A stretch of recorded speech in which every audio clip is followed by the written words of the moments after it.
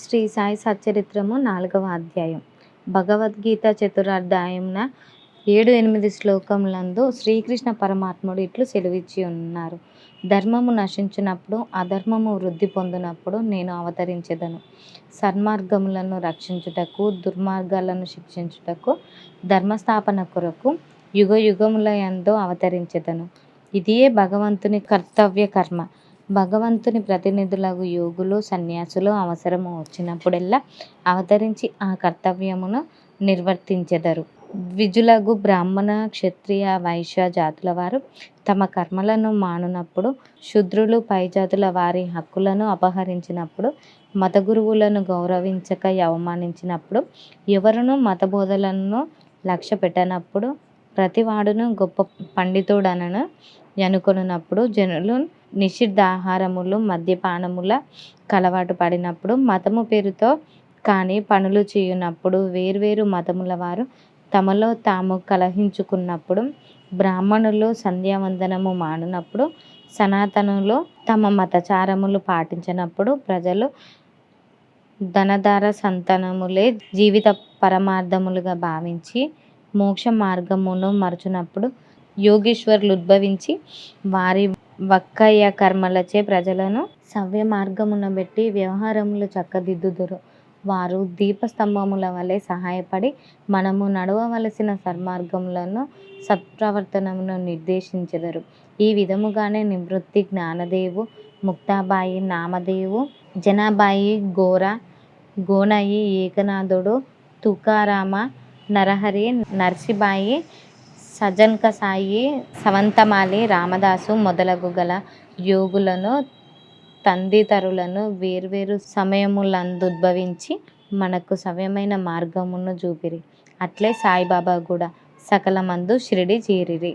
పవిత్ర షిరిడి క్షేత్రము అహ్మద్ నగర్ జిల్లాలోని గోదావరి నది ప్రాంతములో చాలా పుణ్యతమములు. ఏలయైన నచట ననేక యోగులు ఉద్భవించిరి, నివసించిరి. అట్టి వారిలో ముఖ్యులు శ్రీ జ్ఞానేశ్వర్ మహారాజ్. షిరిడి గ్రామము అహ్మద్ నగర్ జిల్లాలోని కొంపర్గం తాలూకాకు చెందినది. కొంపర్గం వద్ద గోదావరి దాటి షిరిడికి పోవలెను. నది దాటి 3 కొసలు పోయినచో నీమ్గాం వచ్చును. అప్పటికి షిరిడి కనిపించును.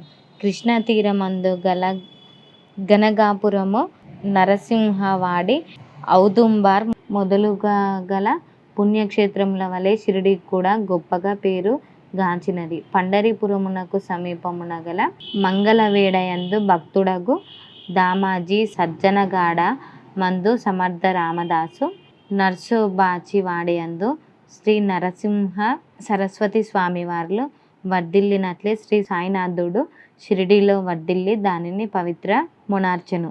సాయిబాబా రూపురేఖలు. సాయిబాబా వలననే షిరిడి ప్రాముఖ్యము వహించినది. సాయిబాబా ఎట్టి వ్యక్తియో పరిశీలితములో వారు కష్టతరమైన సంసారమును జయించిన వారు. శాంతియే వారి భూషణము. వారు జ్ఞానమూర్తులు, వైష్ణవ భక్తుల కిల్లు వంటి వారు, ఉదర స్వభావులు, సారములోని సారాంశం వంటి వారు, నశించు వస్తువులందభిమానము లేనివారు, ఎల్లప్పుడూ అభిమానం లేనివారు, ఎల్లప్పుడూ ఆత్మ సాక్షాత్కారంచే మునిగి ఉండేవారు. భూలోకమందు గాని స్వర్గలోకమందు గాని గల వస్తువుల యందు అభిమానం లేనివారు. వారి అంతరంగము యద్దము వలె స్వచ్ఛమైనది. వారి వాక్కుల నుండి అమృతము స్రవించుచుండెను. గొప్పవారు, బీదవారు వారికి సమానమే. వారు మానవ మానాలను లెక్కించిన వారు కారు.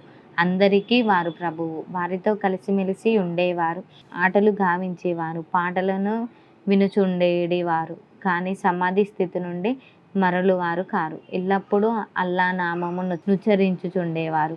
ప్రపంచమంతా మేల్కొలున్నప్పుడు వారు యోగ నిద్రయందు ఉండేవారు. లోకము నిద్రించినప్పుడు వారు మెలకువతో నుండుండేవారు. వారి అంతరంగము లోతైన సముద్రము వలె ప్రశాంతము. వారి ఆశ్రయము, వారి చర్యలు ఇదమిస్తముగా నిశ్చయించుటకు వీలు కానివి. ఒక చోటనే కూర్చుండి ఉన్నప్పటికీ ప్రపంచమందు జరుగు సంగతులు అన్నీయో వారికి తెలియను. వారి దర్బారు ఘనమైనది. నిత్యము 100ల కొలది కథలు చెప్పినప్పటికీ మౌనము తప్పేడివారు కారు. ఎల్లప్పుడూ మసీదు గోడకు ఆనుకొని నిల్చునివారు, లేదా ఉదయము, మధ్యాహ్నము, సాయంత్రము లిండి తోట వైపు కానీ చావడి వైపు కానీ పచార్లు చేయుచుండేటివారు. ఎల్లప్పుడూ ఆత్మధ్యానం అందే మునిగి ఉండేటివారు. సిద్ధపురుషుడైనప్పటికీ సాధకుని వలె నటించువారు. అణకువ, నమ్రత కలిగి అహంకారము లేక అందరినీ ఆనందింపచేయువారు. అట్టివారు సాయిబాబా షిరిడి నెల వారి పాదస్పర్శచే గొప్ప ప్రాముఖ్యము పొందినది. జ్ఞానేశ్వర్ మహారాజ్ అలందిని వృద్ధి చేసినట్లు, ఏకనాథుడు పైటనును వృద్ధి చేసినట్లు సాయిబాబా షిరిడిని వృద్ధి చేసెను. షిరిడిలోని గడ్డిరాళ్ళ పుణ్యము చేసుకొన్నవి. ఏలయన బాబా పవిత్ర పాదములను ముద్దు పెట్టుకొని వారి పాదధూళి తలపైనే వేసుకొనగలిగినవి.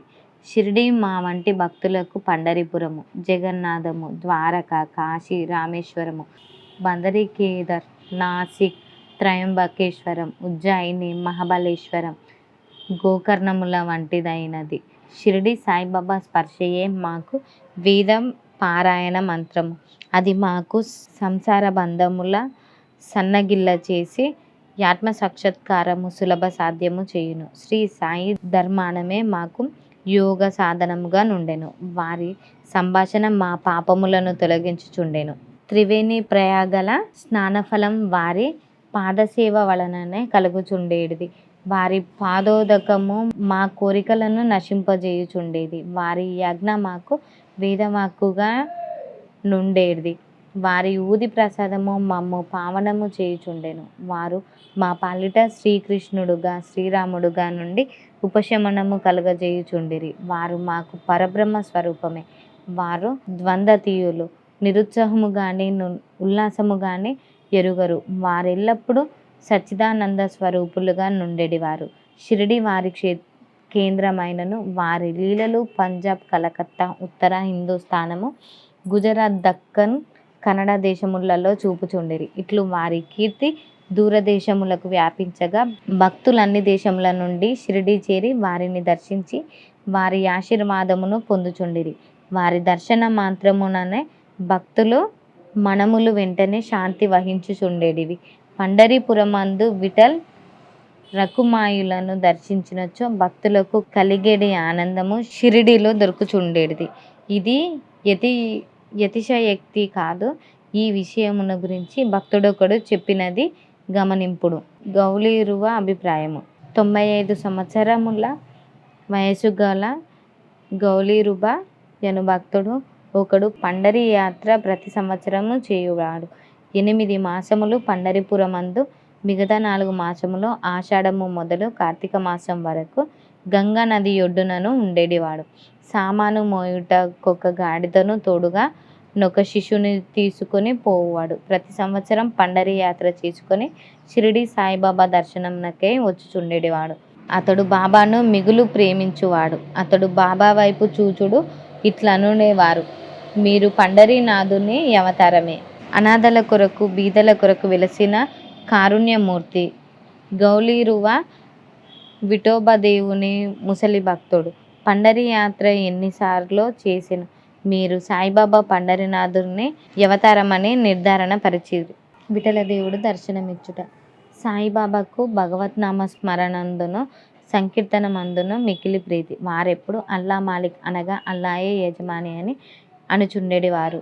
7 రాత్రింబగళ్ళు భగవద్నామ స్మరణ చేయుచుండెడివారు. దీనినే నామ సప్తాహం అందురు. బాబా ఒకప్పుడు దాసగను మహారాజును నామ సప్తాహము చేయమనిరి. సప్తాహము ముగియునాడు విఠల్ దర్శనము కలుగునని వాగ్దానం ఇచ్చినచో నామ సప్తాహమును సలిపెద్దనని దాసగను జవాబిచ్చెను. బాబా తన గుండెపై చేయివేసి తప్పనిసరిగా దర్శనమిచ్చును గాని భక్తుడు భక్తి ప్రేమతో నుండెవలెను. ఠాకూర్నాథ్ యొక్క ఠాకూర్ పట్టణము, విఠల్ యొక్క పండరీపురము, శ్రీకృష్ణుని ద్వారకా పట్టణము ఇక్కడనే అనగా షిరిడిలోనే ఉన్నవి. ఎవరు ద్వారకకు పోవాల్సిన అవసరం లేదు.